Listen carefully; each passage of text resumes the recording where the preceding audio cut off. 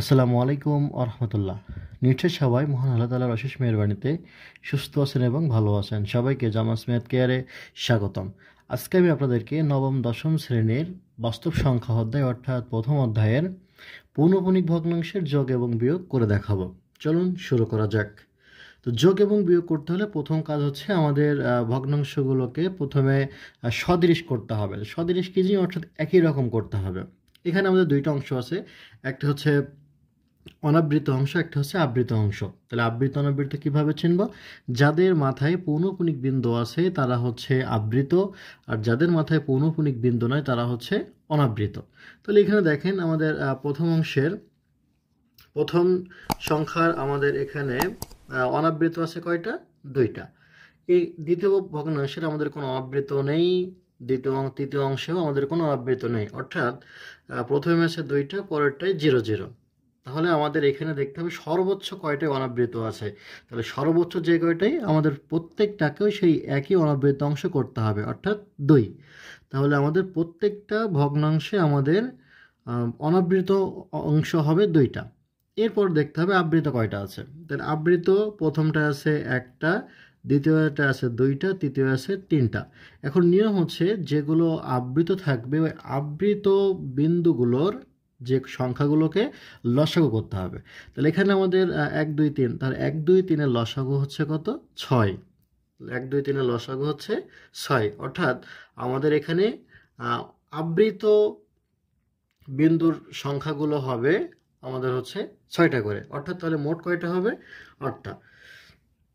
তাহলে দেখেন প্রথমটা হচ্ছে 0.006 পৌনঃপুনিক। তাহলে এখানে আমাদের 0.00। তাহলে দেখেন এখানে কিন্তু অনাবৃত 2টা আছেই। এরপরে দেখেন আমাদের কিন্তু আবৃত কয়টা লাগবে? 6টা। তাহলে এখানে যেহেতু 10 পৌনঃপুনিক বিন্দু একটা সংখ্যার মাথায় আছে, তাহলে আমরা কিন্তু বারবার 0 নিতে পারবো না। তাহলে কি নিতে হবে? যেটার মাথায় পৌনঃপুনিক বিন্দু আছে অর্থাৎ 6, তাহলে আমরা 6টা 6 নিয়ে নিলাম এবং এই 6টার মাথায় পৌনঃপুনিক বিন্দু দিয়ে দিলাম। এরপরে পরেরটা দেখি 0.92 পৌনঃপুনিক। তাহলে এখানে 0 পয়েন্ট আমরা প্রথমে আমাদের মোট সংখ্যা হবে, মোট হবে কয়টা? 8টা। তাহলে আমরা 92 সবগুলো আগে বসিয়ে নিই, যেহেতু এখানে অনাবৃত নেই, সবগুলোই আবৃত। 92। তাহলে এখানে আমাদের প্রথম দুইটা কি হবে? প্রথম দুইটা হবে হচ্ছে অনাবৃত, বাকি 6টা হবে আবৃত। 3 নম্বরটা 134 পৌনঃপুনিক, তাহলে 0 পয়েন্ট। তাহলে আমরা আগে এই 8টি অঙ্ক বসিয়ে নিই। তাহলে 134 134 13, যতটুকু আমাদের লাগে আর কি। তাহলে এখানে প্রথম দুইটা সর্বোচ্চ হবে আমাদের 8টা। তাহলে প্রথম দুইটা হচ্ছে অনাবৃত আর পরের 6টা হচ্ছে আবৃত। এবার আমাদের যোগ করলে কিন্তু যোগ হয়ে যাবে।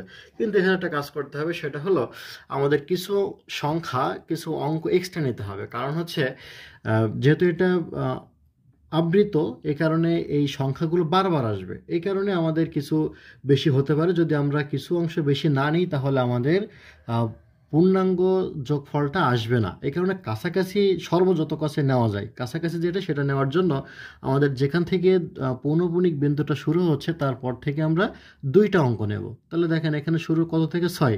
তাহলে 6 6, এখানে কত? 92, এটা কত? 41। তাহলে এটা হচ্ছে যে আমাদের যোগের ক্ষেত্রেও চাই, বিয়োগের ক্ষেত্রেও তাই। তাহলে এখানে আমাদের পৌনঃপুনিক বিন্দু যেখান থেকে শুরু তারপর থেকে 2টা অঙ্ক আমরা নিব। নিয়ে এবার এগুলো যেহেতু এটা যোগ করছি আমরা যোগ করি। 14 8 9, 9 7 13, 13 6 19 9, হাতে কিন্তু 1 আছে। এই 1টাকে নেওয়ার জন্য আমরা কিন্তু এক্সট্রা অঙ্কগুলো নিয়েছি। তাহলে এখন এই 1টাকে ধরে আমরা হচ্ছে যে এই সংখ্যাগুলো গুণ করব। তাহলে দেখেন 1, তাহলে 3 আর 1 4, 4 আর 2 6, 6 আর 6 12, 2, হাতে হচ্ছে 1, 1 আর 1 2, 9 আর 2 11, 6 17 7, হাতে 1, 4 আর 1 5, 5 আর 2 7, 7 আর 6 13, 3, হাতে 1, 3 আর 1 4, 9 7 13, 13 6 19 9, হাতে 1, 1 আর 1 2, 2 আর 2 4, 6 4 10 0, হাতে 1, 4 আর 1 5, 9 আর 5 14, 6 20 0, হাতে থাকে 2, 3 আর 2 5 আর 2 7, 9 আর 1 10, 10 এর 0, হাতে 1। এখন তো আর দশমিকের পরে তো আর সংখ্যা নেই, যে কারণে দশমিকের বাম পাশে যেগুলো আছে যে পূর্ণ সংখ্যা সেখানে যোগ করে দেবো। তাহলে 0 আর 1 1, দশমিক বিন্দুটা বসিয়ে নিলাম। এরপর দেখেন আমাদের অনাবৃত থাকবে কয়টা? 2টা। আর আবৃত হবে কয়টা? 6টা। তাহলে বাকি 6টা হচ্ছে আবৃত। একইভাবে আমরা বিয়োগটাও করে ফেলবো। তাহলে বিয়োগটা দেখেন, তাহলে এখানে দেখেন আগে আমরা কি দেখব? বিয়োগের ক্ষেত্র যা, যোগের ক্ষেত্র তাই। তাহলে আগে আমরা দেখব অনাবৃত কয়টা আছে। তাহলে এর দেখেন অনাবৃত আছে হলো 2টা, এর আবৃত অনাবৃত কয়টা? এর আছে 1টা। তাহলে আমাদের সর্বোচ্চ কয়টা আছে? 2টা। তাহলে আমাদের 2টাতেই অনাবৃত হবে 2টা।